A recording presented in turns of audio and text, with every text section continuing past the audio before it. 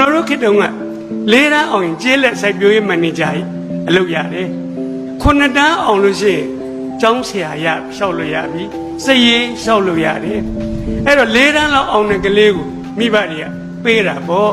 ရလေးဘိန်းတို့ဟမ်ဘာဘိန်းတို့အစ်စ်တွေသူတို့ဘိန်းနေရဗျာနေအောင်နဲ့စီးသွားရင်တပြောင်ပြောင်တလက်လက်နဲ့ကျွန်တော်ဘိန်းကတော့ဘာရောက်မှမထွက်ပါဘူး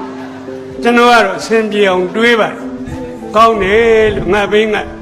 နေအောင်နဲ့စီးသွားရင်ဘသူမျက်စိမှဒုက္ခမပေးဘူးဘာရောက်မှမထွက်တာဘယ်လိုလုပ်ပေးမလဲဘိန်းချင်းရှင်တော့ကျွန်တော်ရှုံးအဝတ်စားချင်းရှင်တော့လေရှုံးတာပဲဘိန်းကအိုးလမ်းကကြမ်းတတိုင်းတိုင်းလဲရင်လည်းမသက်သာပါဘူးဂျွန်းပြစ်ကြဖုံတွေကပေး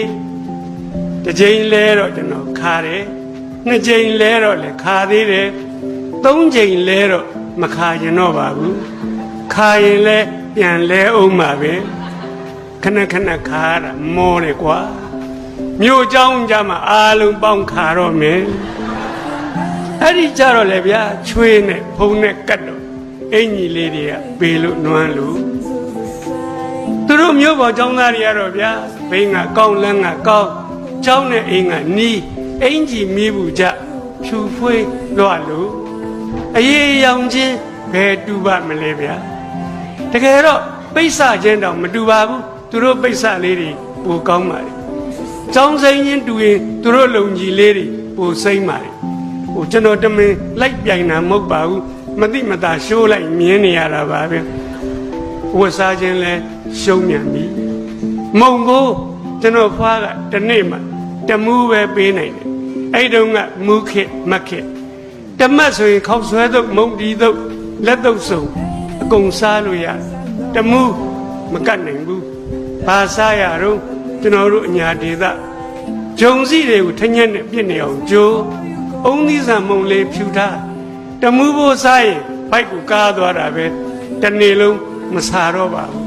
ကျွန်တော်နေတိုင်းဂျုံရိုတစ်ခွက်တစ်ခွက်မှန်မှန်တီးရပါတယ်အသက်ကြီးလို့ခုကျမ်းမာရေးနဲ့အာဟာရအကြောင်းတွေဖတ်တော့ဟိုးကျွန်တော်ကျမ်းဖန်ကံကောင်းခဲ့တာကိုအဲ့ဒီဂျုံစည်းနဲ့ထညက်ကိုကြိုရတာတဲ့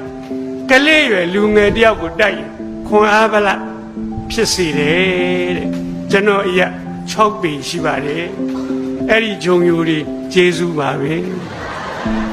ဟိုလက်တော့စုံနေပါတယ်စားတဲ့ကောင်လေးဝန်းလျှောနိုင်ပါတယ်ကိုမစားနိုင်တော့လေအဲ့လိုပြောရတာပါပဲမုံဘိုးချင်းရှင်တော့လေကျွန်တော်ရှုံးနေဗျ